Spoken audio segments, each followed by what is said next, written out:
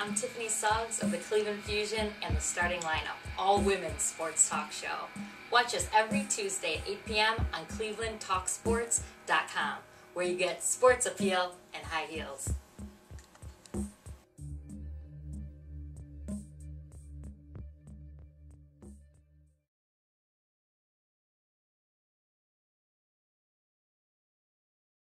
A masterpiece, and you know I ain't really, this was way before my time. I thought this was smoking. Oh, okay, my bad. All right, so Chi, what you got over there? Look, you know how I am with the college game. Put the pen down. Look, okay. Put the pen down. I'm gonna try. Look, I just want to throw it out there to our callers. How do they feel about college players having to re-sign their scholarship every year? Because players are taking a beating off of this. Chris Garrett had already had a scholarship, and they took his from him and gave it to another player. Then you got Elliot Porter. Now, what was he producing like he should have been? Wait. Understand. Was he college producing? football. Understand. Was he playing? Let me tell you. He was the number Wait, 6 wait. college football, though. It's not like the NFL or the NBA or whatever. They're going to get an education, aren't they, Teresa? Right. I mean, exactly. Not just to play for you. That's the reason why they're supposed to be there. And when you forget about the whole institution of education, then you tank the whole brand of the university. So I would think that they would want more intelligent people coming from their school rather than who, Thank you, because I almost slapped Kelly and made her look like a I'm just saying. Look, I'm saying Elliot Porter was at LSU. Now, remember, check this out. They gave his scholarship to someone else Who was and asked him to redshirt or give him a partial scholarship, and he get financial aid. So I mean, he's still getting aid, though. No, wait. If I could. He's still getting financial aid. I know from being on the floor ride. Let me tell you, when they tried to take my 5th year, they told me when they came to my house and recruited me, you got 5 years to finish up. I changed my degree. I mean, what I was doing. So you had 5 years in. So wait. I played my first 4. I didn't redshirt at all. I didn't come in with bad grades, so I had to redshirt or anything like that.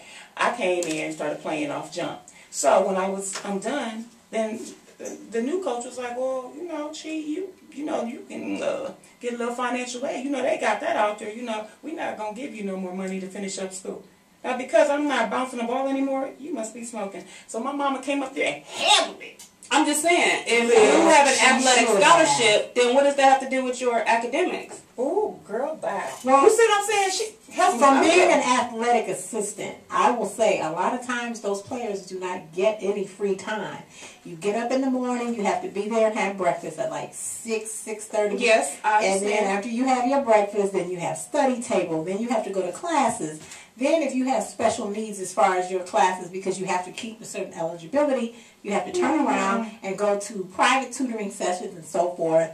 Then you go to lunch, and it has to be all at the same time. It can't be any, you straggling in. So what's the point about you say that to say that they should continue to get free rides to school if they're not playing anymore? And that's the reason why they got what I'm saying work anyway, because you're on full ride. You're not allowed to work. But I'm saying, is that the reason why they should continue to get their scholarship? I'm thinking you ain't asked me my point, and then you gonna have to look over there cheat. Well, it's easier for me to look this way because my elbow got to touch the. I'm gonna tell you about this way.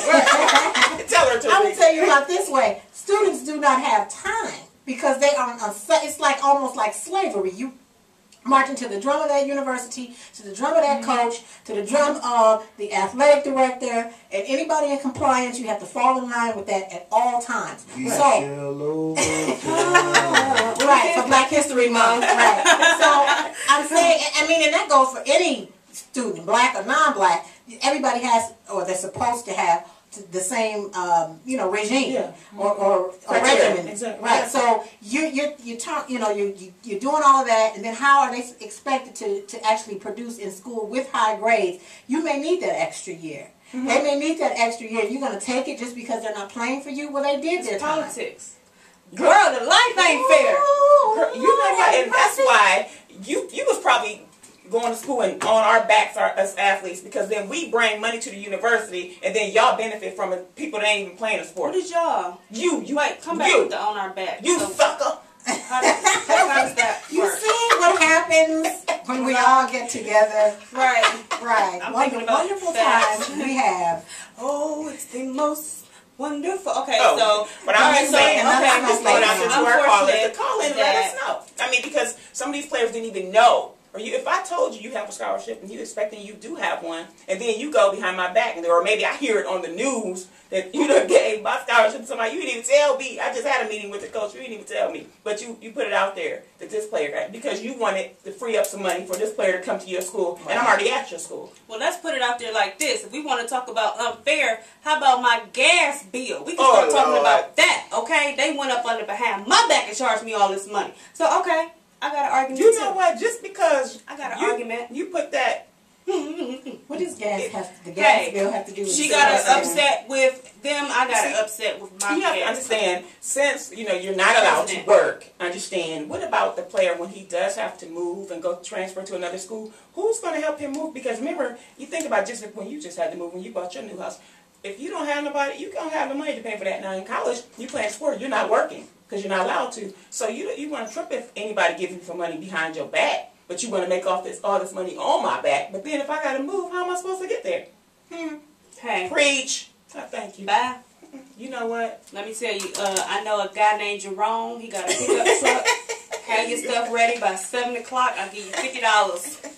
He might not have $50. Right. I'll give you $50. I mean, right. I mean, it is unfair what they're doing to a lot of these players. But at the end of the day, that's life. I'm handling unfair situations, hardship. I'm not a player, just in life in general. No one is ever going to be able to give anybody exactly what they feel they need. All I'm saying is that your word. That's all I want you to do is keep your word. If you came to my home and recruited me and got me there off telling me I got a scholarship, and then you take it, or if you telling me, wait, no, it's not even about that. It's not even about the person could still be playing. But if you want some extra, get an academic scholarship. How about that? And then just play. Anyway. That's how they get around that. Let me throw this out there. I'm going to say because I actually worked, like I said, as one of the tutors, and there were a lot of intelligent athletes, but their grades fall as a result of the pressures and the demands of the actual school and the team. See, these teams, the players make the team. The team makes the school. The school makes the money. And so it's like this whole cyclical thing where, like the buggy, the bigger bug and the bigger buggy, you know what I mean? And it's just the way of survival. But the survival, it should be of the fittest, and it normally is. And the people on the lowest end of the totem pole, which are the students, those are the ones that rarely make it unless they, somehow do well in professional sports. Let me ask this. Kelly, I know I tried to throw it out there. You don't have a clue who he is, but I know our callers know. Do anyone know Kelly that used to play in the Bad News Bears? I know you know Therese that was riding that bike. Well, he grown up now, and his name is Jackie Earl Haley. Now, he plays Guerrero on Human Target, and I just want to know, is that really Steve Nash? Somebody just tell me. He kind of, have you ever seen him at the same place? But if you just memory. If you just see them two, they got to be the same person. Steve Nash, that's his heart. He just looks like a cartoon to me. I love him. He got game, but he just looks like a little cartoon. So I mean, now mental note, we will be watching the Bad News Bears. No, you gotta watch that. You can just watch Human Target. He play on there now, and he look tough. But for real, if you shave that off, you shave all that off, and you got that straggly hair like it's Steve Nash. I don't think Steve Nash would appreciate Well, like, as much as I like Dirk Nowitzki, I did not like that one haircut he had. He looked like Shaggy on Scooby-Doo. When it was real, it was short, like right here. He almost had like Justin Bieber bangs. I was upset. You said on Dirk? Yes. Well, Dirk is fine to me. I don't know. I love him. I just didn't like that haircut. Honey, we can trim it on down. We'll fight over him, Chi-Chi. We will fight. Because I should sell out to the community. Yes, I would, Dirk. Mark my word. All right. Happy Valentine's Day. You're crazy. Mark my words. So what you want to get into, Kelly? Sure. Since you didn't agree with us. No. I didn't say I didn't agree. No. I just said you didn't agree to it. Just like she said, about playing devil's advocate. No, I didn't agree to a certain extent. I believe there's always going to be unfair circumstances. Your opinion doesn't count in this one case. It does count. All right. Sorry for ya. I'll just play. Okay, that was mean. All right. How did you girls' Valentine's Day go? Aww. Who's going first? You go first. To say. I had the best Valentine's Day. Did you? Yes. Oh my gosh, what did you do? I sat on my chair with my feet up and I watched the games. I baked my dad a cake and made him some homemade soup with these hands. Oh no. For Valentine's But Day. then You put your love in there. That's right. she put her foot in it. She said I she put put my her feet foot in it. on the, well, you said The good foot. feet up. Right. On the good foot. So that was what I did for Valentine's. I Alright, received a alright. host of texts and gifts and things like that. Aww.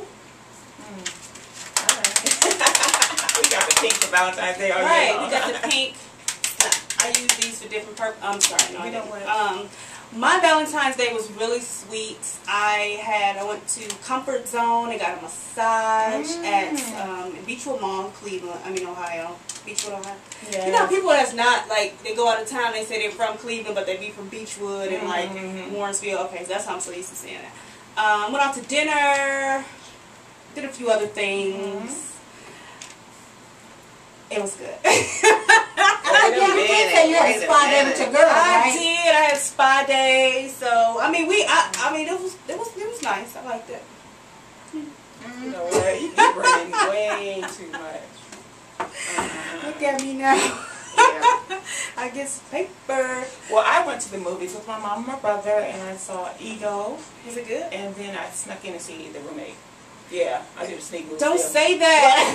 I did. I went She the best. snuck in and saw that. Oh, Yeah. that must Well, be. I did- That's a lot of enjoy it. sneaking because you 6 feet. And I just want to know who wasn't on the job at the theater. Hello? Hey. Well, they probably saw. Was like, you know what? I ain't about to go over there and say nothing to I know I that's was right. gonna try number 3, but I wish you would. You did one of those. I wish you would. I wish she would say something to me about going in this movie. What? You want to see my ticket? Like my brother went out and got a refill on the popcorn and still came back in. Well, your brother's bigger than you, so I would be. They was like, you know what? Let me just let them Let me step aside. Happy Valentine's Help Day. yourself. Come on back here. Help yourself. Look, I saw The Mechanic, The Right, and The Dilemma in one day. And we're trying to get into the fourth one. Going backwards through. Mom better sit down all them movies. That's 8 hours. That's a job. You went for 8 hours watching movies. You a critic? She's You might as well be, huh? Cisco and Ebert. Or what is the new man now? I don't know. It ain't Ebert or Cisco. Somebody dead. Somebody go. All right, we will be right back. Stay tuned. This is Starting Line Up. Give us a call, 216-678-1430. So 672. Oh, what is 678? Girl, who knows? I don't know. It might be a sex line. Don't call that number. 216-672-4300. We want to know where your mind is. Valentine's Day was yesterday.